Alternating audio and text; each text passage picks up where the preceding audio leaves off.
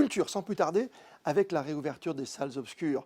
Le cinéma qui a fait son grand retour chez nos voisins français hier. À l'intérieur, ce sera début juillet chez nous. Alors quel film? Quel calendrier? On retrouve avec un immense plaisir celui qui devrait être à cette période à nos côtés, comme chaque année sur le tapis rouge du Festival de télévision de Monte-Carlo, le critique cinéma Didier Alouche, en duplex de LA, d'Hollywood à Los Angeles. Bonsoir à vous. Bonsoir Christophe, bonsoir à tous. Vous nous manquez, est-ce qu'on vous manque nous un tout petit peu? Mais vous avez même pas idée, j'y pense toutes les minutes, je pourrais être tranquillement en train de travailler au festival, ce qui est un festival formidable, j'adore venir chez vous. L'année prochaine, je viens et je reste une semaine de plus, ça marche? Ben voilà, on fait comme ça, on va s'arranger Didier. Le cinéma qui retrouve des couleurs et ses salles obscures. Chez nous en France, aux États-Unis, ça a recommencé aussi ou pas encore? Non, aux États-Unis, ça recommence un peu plus tard. D'accord.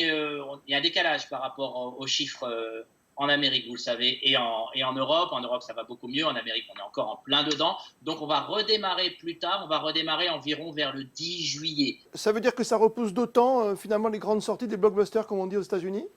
Ah oui, ça n'arrête pas de bouger, ça n'arrête pas de bouger. On avait en lumière au fond du tunnel le film de Christopher Nolan, Tenet, qui devait sortir à la mi-juillet, qui a été repoussé. Bon, ça va, c'est pas trop grave, c'est fin juillet, Oui. donc on peut attendre quelques 15 jours de plus. Mais il y a eu depuis le début de la crise, depuis le début de l'épidémie, un véritable effet domino sur toutes les sorties. La première à être repoussée, ça a été le James Bond, qui a été repoussé de avril jusqu'à novembre. Et après, ça a suivi Wonder Woman. Tous ces films-là ont été repoussés. Même Ghostbusters, qui devait sortir cet été, sortira en hiver. Tout bouge ici, tout est repoussé, et ben, c'est comme ça. Pourquoi le marché est plus intéressant finalement à l'automne ou à l'hiver que l'été? Ça vaut pas le coup de sortir un film tout de suite? Non, c'est pas ça. Le marché, par tradition, c'est l'été ici. Les gros films, les blockbusters, comme on les appelle, ça sort de mai jusqu'en septembre. Ils font des centaines de millions de dollars au box-office. Mais là, tout est fermé. Les grands gagnants finalement ce sont les plateformes, c'est les Netflix et autres.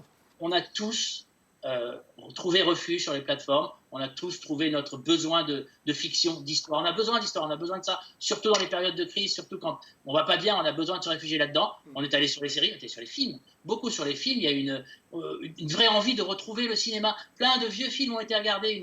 Un site comme TCM, Turner Classic Movies, il a cartonné pendant ce film-là. On a vu des Billy Wilder, des films de science-fiction de l'époque. C'est un bonheur. On est revenu vers le cinéma, mais autrement. Ça veut dire que par exemple les Oscars seront repoussés d'autant?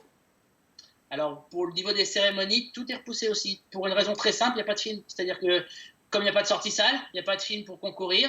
La cérémonie aura lieu le 25 avril et maintenant un film peut sortir jusqu'au 28 février pour faire partie de la sélection. Les récompenses, on attend un tout petit peu, mais est-ce que ça veut dire qu'aujourd'hui, on a recommencé à tourner tout simplement aux États-Unis? Alors, les tournages aux États-Unis sont autorisés depuis le 12 juin, mais il n'y en a pas encore. Il y a eu un guideline, il y a eu des conditions sanitaires qui ont été mises en place, qui sont extrêmement strictes, qui divisent les équipes, d'un côté les maquilleurs, de l'autre côté la production, de l'autre côté les gens qui tournent, pas plus de 10 personnes sur le tournage en même temps. Alors pour les petits films d'auteur, ça peut se faire, mais pour les gros films comme Avengers, c'est pas possible. Ça peut aussi changer la façon dont Hollywood conçoit le cinéma lui-même. Didier Alouche, est-ce que par exemple pour les films où il y a un grand spectacle avec de la foule, même si on numérise tout aujourd'hui, est-ce qu'on peut tourner un film dans une rue par exemple avec plusieurs personnes? La réponse est simple, non. Non. C'est absolument impossible aujourd'hui. C'est même interdit. Les guidelines, les conditions sanitaires ne l'autorisent pas.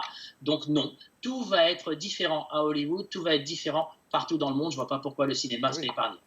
Un simple bisou ou une scène d'amour, c'est encore possible aujourd'hui? Non, absolument pas. Pas de bisous dans les films, pas de tournage de bisous.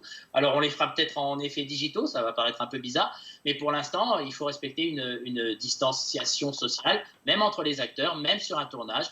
Hollywood a beaucoup souffert financièrement, donc là aussi, il va y avoir une reconstruction économique à faire. Ça va prendre du temps, ça ne va pas se faire en un jour, mais Hollywood est résilient et on peut espérer que ça va redémarrer. Ça va redémarrer, bien évidemment. Il y a le mouvement aussi qui a affecté toute l'Amérique et le monde entier avec ce Black Lives Matter aujourd'hui et ces émeutes raciales. Est-ce que le cinéma va changer? On a vu qu'il y avait une polémique autour d'Autant n'emporte le vent. On sait qu'il y aura par exemple une émission très connue, même en France, qui s'appelle Le Bachelor, où pour la première fois, il y aura un acteur noir, enfin un représentant noir.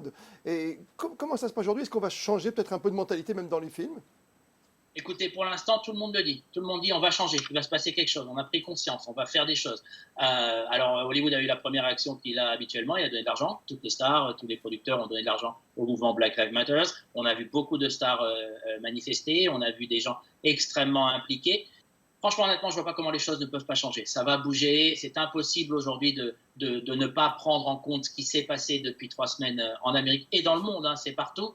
Oui, on a bien compris, politiquement parlant, sociologiquement parlant, et puis économiquement parlant, est-ce que le cinéma peut s'en relever aux États-Unis?